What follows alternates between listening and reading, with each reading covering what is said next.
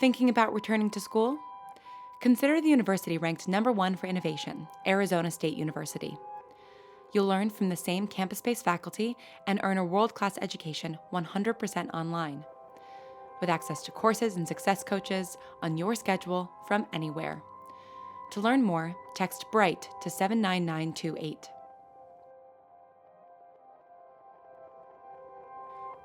Please be advised that this episode contains descriptions of violence and war and deals with some of the trauma that results from these actions.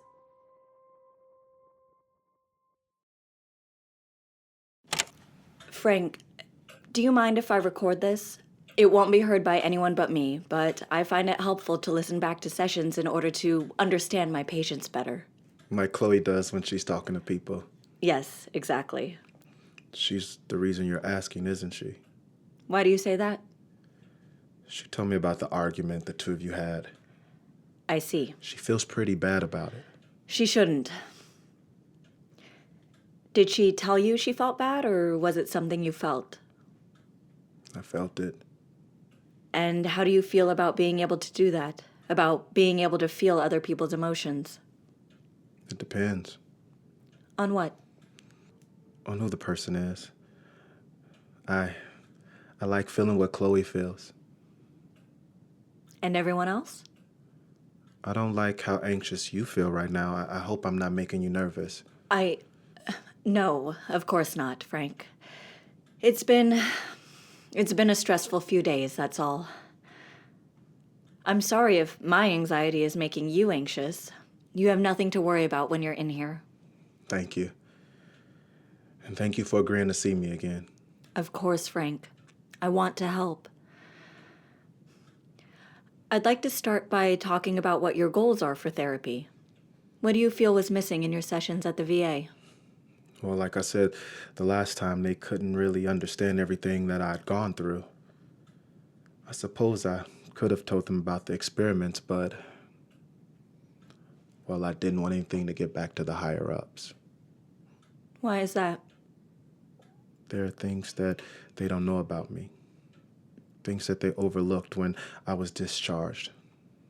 I didn't want to give them any reason to get suspicious and track me down again. They left me alone so far. You haven't had much contact with the military since returning home? No, ma'am. Remember, Frank, you don't have to call me ma'am, unless you want to. You're welcome to call me Dr. Bright or Joan if you prefer. What didn't you want them knowing? That I was having problems with the Unity compound. They didn't, but they assumed it wouldn't work anymore. That's why they haven't been very involved. They don't realize I can still use the empath ability. Was the compound... You said it was called the Unity compound? That's what we called it. It had a long official name, a bunch of letters and numbers that the lab coats called it, but we called it Unity because that was the name of the project. I see. And was Unity meant to be temporary? No, it was permanent. But it was only supposed to work with the other people who got it, just the rest of my unit. It wasn't supposed to work with everyone. Do they know that it can work with anyone? I don't believe so, no. You're confused. It's just... That's a pretty significant detail for a team of scientists to overlook. The scientists didn't. When they put the Unity compound, drug, serum, or whatever it was, into us, that was monitored.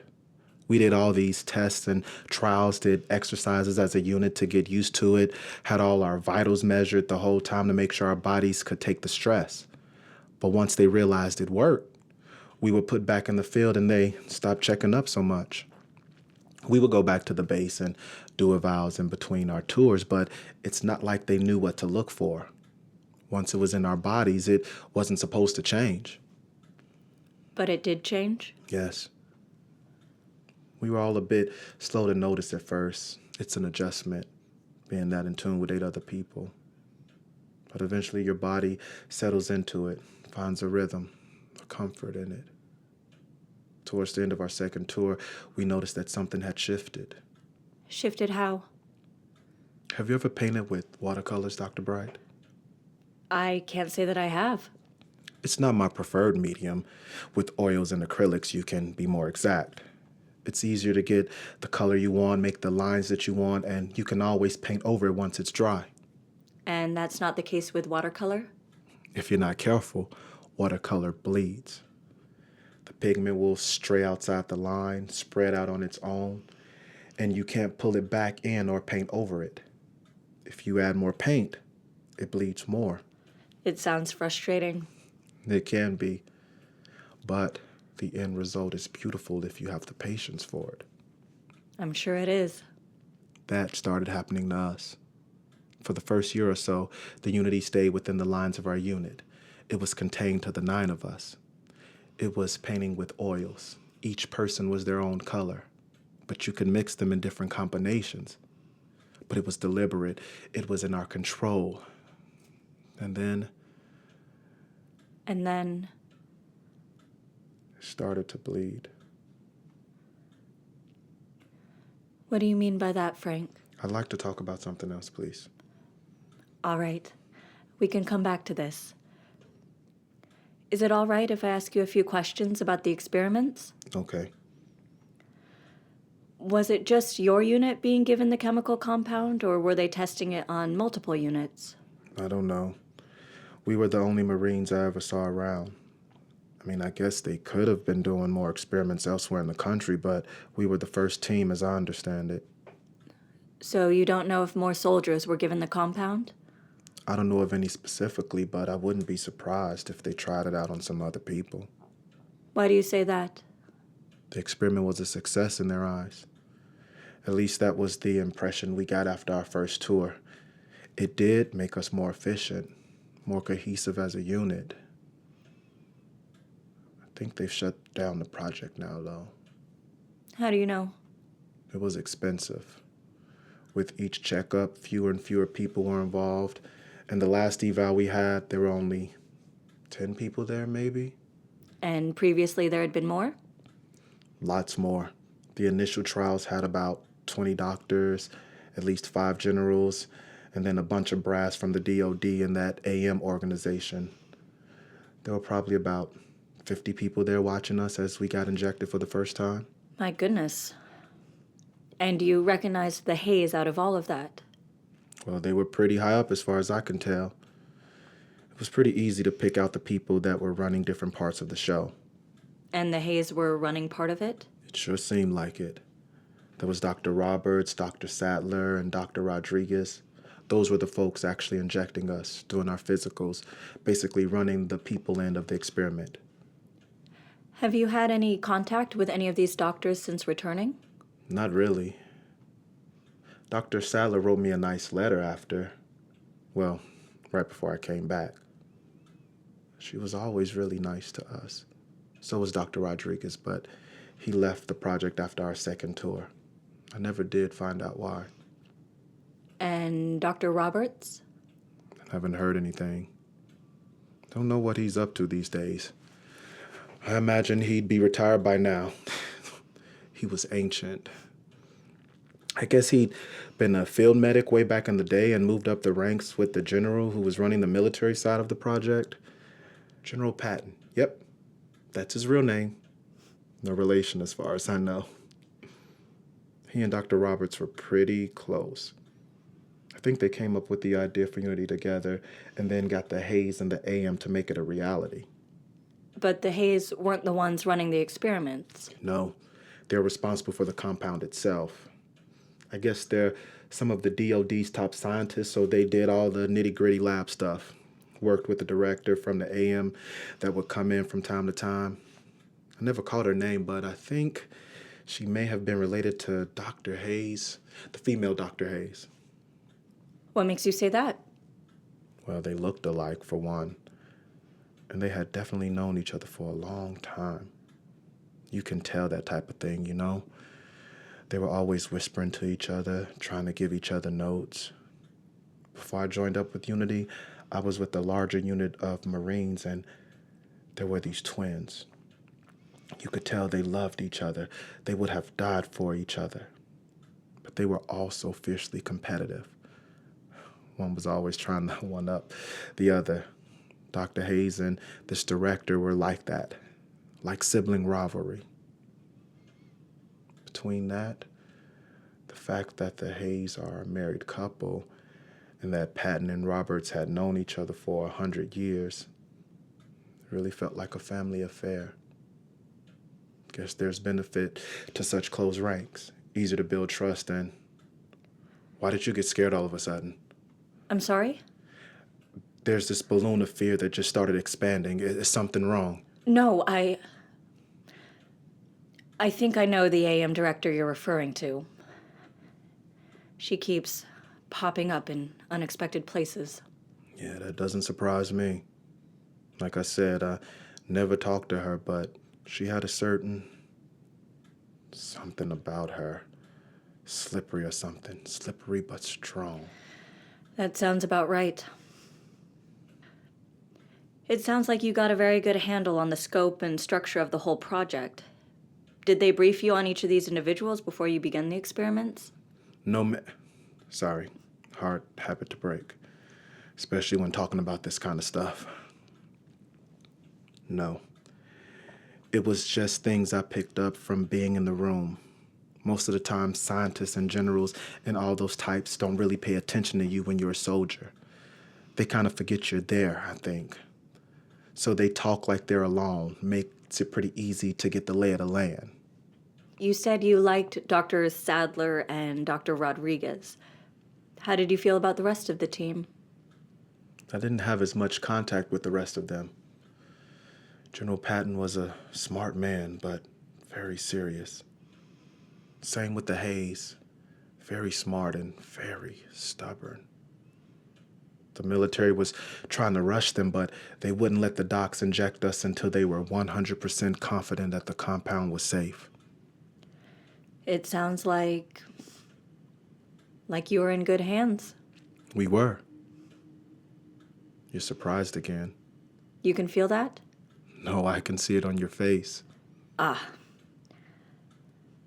not surprised at the fact that the team working on Project Unity was the best of the best, but, well, I suppose I'm a bit surprised to hear you talk about it so easily and in such positive terms. It wasn't the sci-fi horror show that it might sound like. I get it. The term military experiment is a bit intense. And it wasn't intense? Oh no, it was.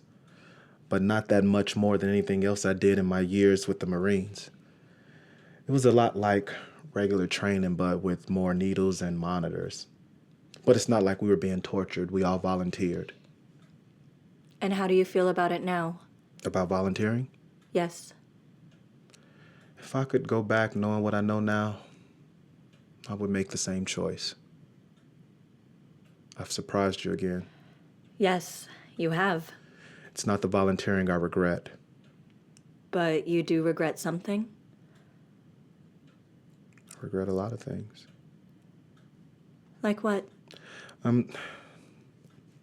don't think I'm ready to talk about that just yet. Okay. Let's leave the past for a moment. How are you feeling now? Today, this week? How are things going? Better. There's still, there's still bad days. But going back to the counselor at the VA a few months ago really helped me deal with some of the more normal military stuff, I guess. Chloe has been a big help. It's nice to have someone who knows what's going on in my head without having to explain. I'm very glad to hear that. And Mrs. Turner, are you happy living with her? Very much. I try to help around the house as much as I can. Fixing things that don't need too steady a hand, but Vanessa, well, she doesn't need a lot of help, does she? I'll offer to carry something heavy for her, but she just uses her mind? Yeah. It's pretty amazing. It is. I'm sure she appreciates the offer of help all the same. Yeah, I think she does. But I don't want to overstay my welcome. Once I get a job, I'll start saving up so I can find my own spot. How are you feeling about the job search? All right. Some people get weird about hiring vets. They either don't want to deal with the trouble of someone like me, someone who hasn't had a job since he left the military, who maybe they recognize from the streets, or they feel like they owe you something because you served. It's almost worse.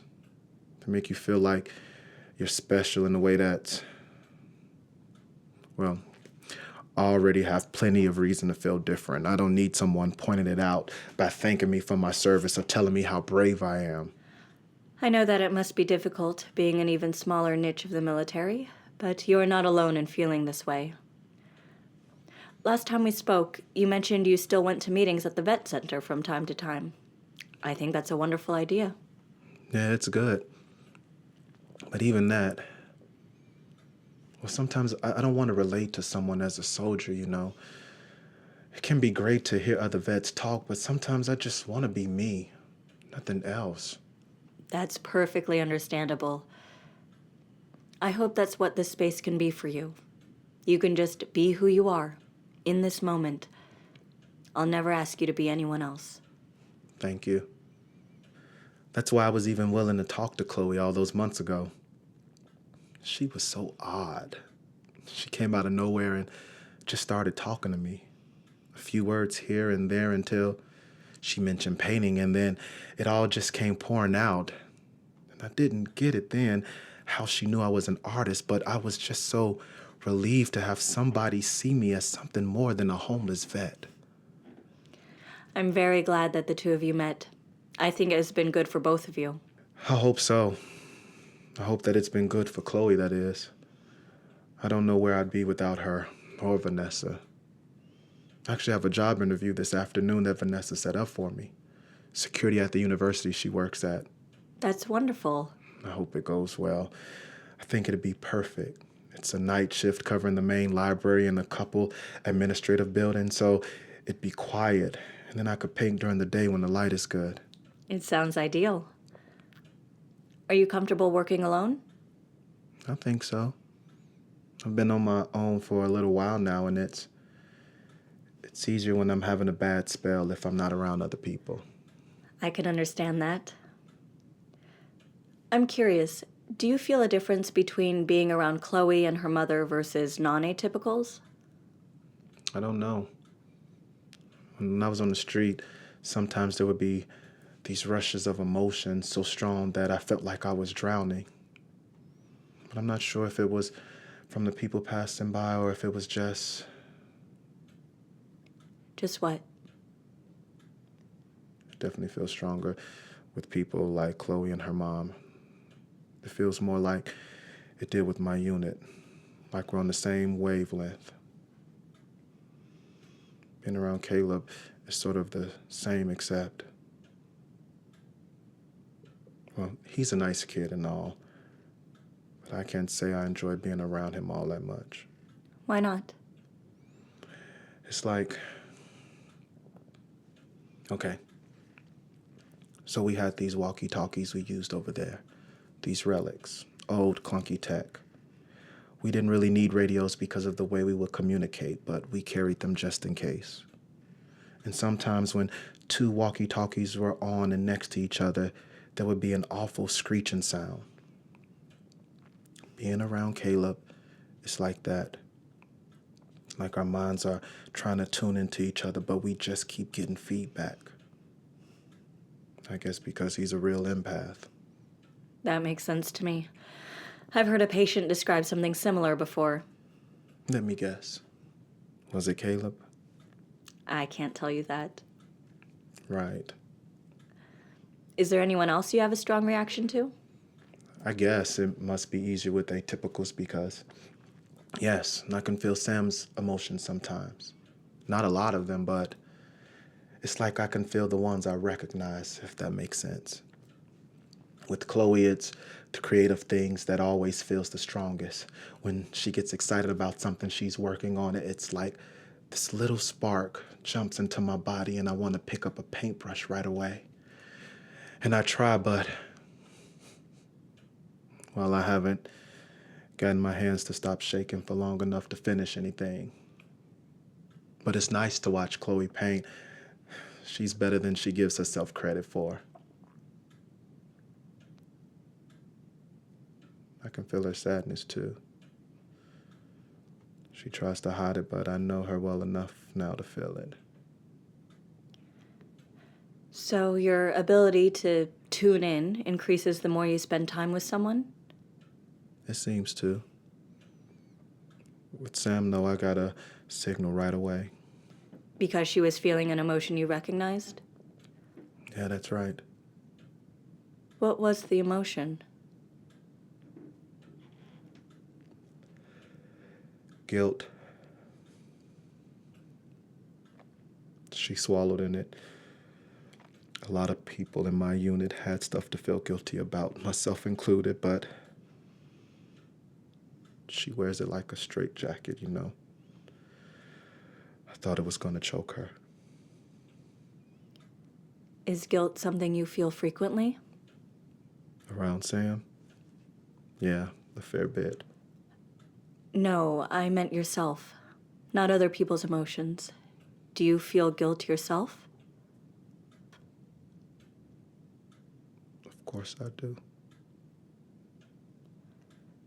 Would you like to talk about it? I already know why I feel that way. It's not like it's unusual for someone like me. I feel guilty about things that I did, the people I killed, about my unit. Survivor's guilt and all that standard stuff. Just because other people may feel the same things doesn't make your emotions any less valid or any less worth examining. I've talked about all this with the military counselor. So you don't feel that you need to talk about it more? Well, the thing is that, well, I couldn't tell the counselor everything. Why not? Because there are some things that happen that don't happen to every soldier. Maybe other people kill and lose people, but no one. No one what?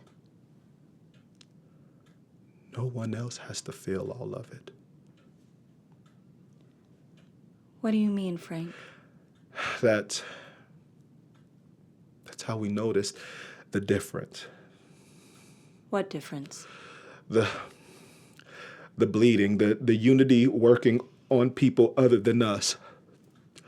I don't know that I can. It's not pleasant to talk about.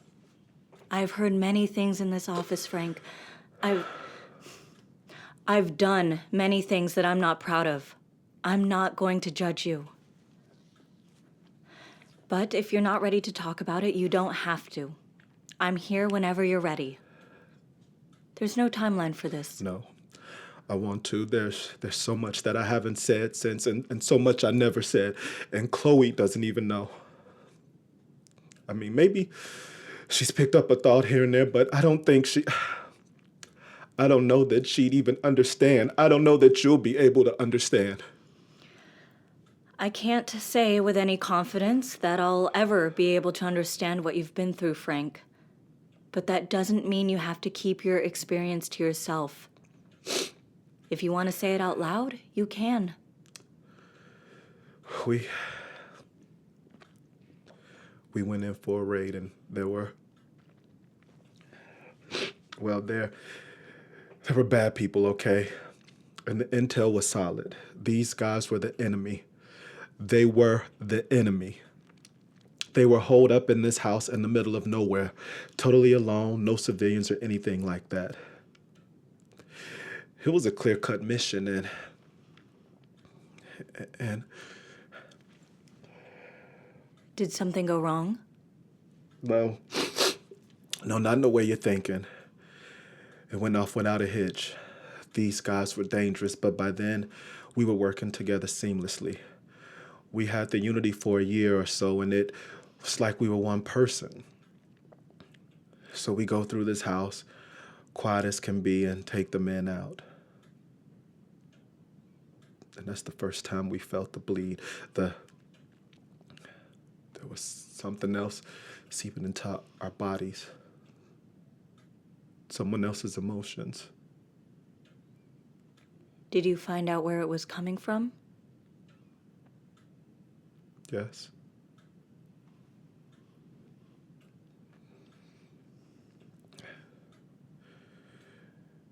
It wasn't one of ours. It was the men we killed.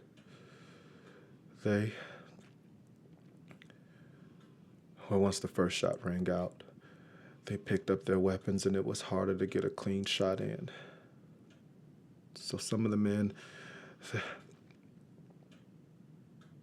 they were our enemy. It was our job to. We had to, but we didn't know that we would.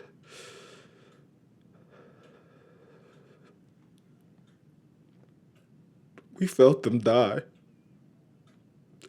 All of us. We felt these men lose their grip on life and take their final breath. And it wasn't pain, not the pain that you see on someone's face when they die. Not the pain that I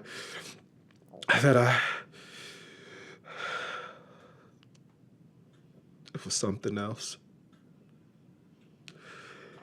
It was fear and disappointment and hate and sadness. And I could taste it on my tongue even now, and I'm just... We're so sorry. We didn't know, and then we felt it. And it made things so hard, and you have to get used to it, to do what we do, and we knew it wasn't okay, but we did it anyway.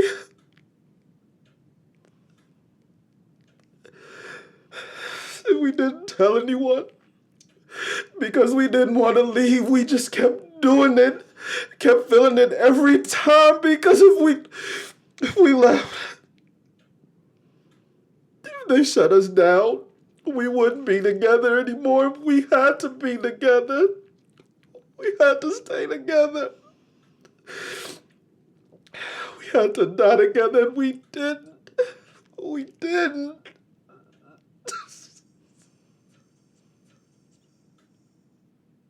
Thank you for sharing this with me, Frank. I know this must be incredibly difficult for you, but saying it out loud is an important step in accepting what happened. I don't want to accept it. I can understand that, Frank, and it's perfectly normal to feel that way. But you don't have to do penance for your past actions. Of course I do. No, Frank. Punishing yourself forever is not going to get you anywhere. It doesn't honor those men, or your unit, or the life you still need to live. I don't deserve it. This life, I should have gone with them. Of course you deserve this life, Frank. Everyone deserves to live. Think about all the things you have in your life. Art, Chloe, your own progress. Even without all of that, you have a heart beating in your chest and air in your lungs. You are alive. Despite everything you've been through, you have survived. You are strong. You are strong enough to accept what you cannot change. I know you are. How? How do you know? Because you were strong enough to share what happened to you. That takes so much courage. I don't feel courageous. I can understand that. But coming in here, talking about what has happened to you, that is an act of courage. We cannot change the past, Frank, as much as we may want to. All that's important now is what lies ahead. How am I supposed to move forward from this? These feelings, they cycle through my body like poison working its way through my bloodstream. And I can't suck it out. No matter what I do, I'm infected with it. The colors bleed and I can never get them back inside the lines again. I can't forget. And sometimes I wish I could, but that wouldn't be fair. I have to remember them, all of them. Everything that happened, I can't forget. Frank, earlier you said you didn't regret volunteering. Why is that? They were my family. They were my family, and I let them down. It is extremely difficult to lose your family, Frank. It's okay to feel sad or angry or guilty about it. It's expected even. But I'd like you to tell me about why you volunteered in the first place. What made you want to join the Marines? Like I said, it was my dad's idea, and it seemed like the thing to do to make him happy.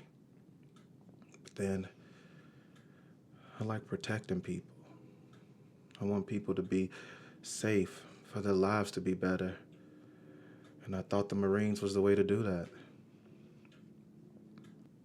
How do you feel about the Marines now? I don't know. Last session, you said you were excited, honored to be part of Project Unity. Why is that? I wanted to make a difference, to be a part of something that could change the world. My Nana was always going on about how scientists were the real heroes. She was married to a scientist. I never met him, but he helped make some breakthroughs in vaccines in the 60s. And Nana was always so proud of that. She didn't like that my dad went to war, and she really didn't like that he wanted me to go. She would always say that wars come and go, but science is always there. She liked the certainty of it. Project Unity felt like my chance to live up to her, to the man she wanted me to be. Unity was cutting edge. It changed things. What we did, it wasn't perfect, maybe, but it could help a lot of people. They know that it works now, making normal people better, stronger. That could save lives. It did save lives. That's what I don't regret. Progress is progress. And I'm happy to die for that if it means that folks who come after me get to live a better life. Next time you start to remember the difficult moments in your past, focus on that. On the fact that you are part of something bigger that you feel was bettering humanity. Nothing that happened can change that fact. Yes, ma'am. But you still need to try and accept the things you cannot change. Are you willing to try an exercise with me? Okay. Okay. Make sure you're seated comfortably. Close your eyes. And focus all of your attention on your breath.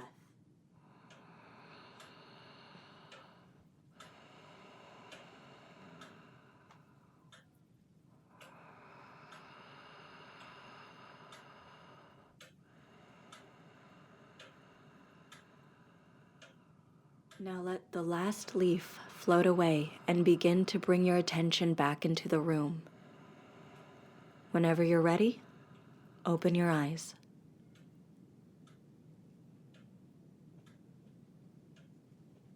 How was that? It was interesting. I can't say I've ever done anything like that before. I know it can feel a bit foreign at first, but anytime you become overwhelmed, imagine your thoughts as leaves on a stream. Accept that they're there and let them float by. Okay. All right, we're out of time for this week. Thank you, Dr. Bright. Anytime, Frank. Thank you for sharing with me. Chloe? Hey, I came by to see... Are you all right? I'm okay. What are you doing here? Don't worry, I had my headphones on. I wasn't listening. I thought I'd take you to lunch before your interview. Oh, okay. That sounds nice. How are you, Chloe?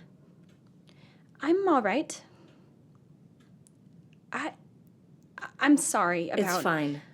We clearly have some things we need to talk about. I guess we do. Could I come by this weekend? I would like that very much. Sunday? Fine. Any word from Mark? Nothing new. He should be here soon. I hope. Me too. You ready? Yeah. Thank you, Dr. Bride. Thank you. No need to thank me, Frank. I'm always happy to listen. I'll see you next week, same time? Yeah. Okay. Wonderful. Good luck at the interview today. Thank you. Bye, Dr. Bright.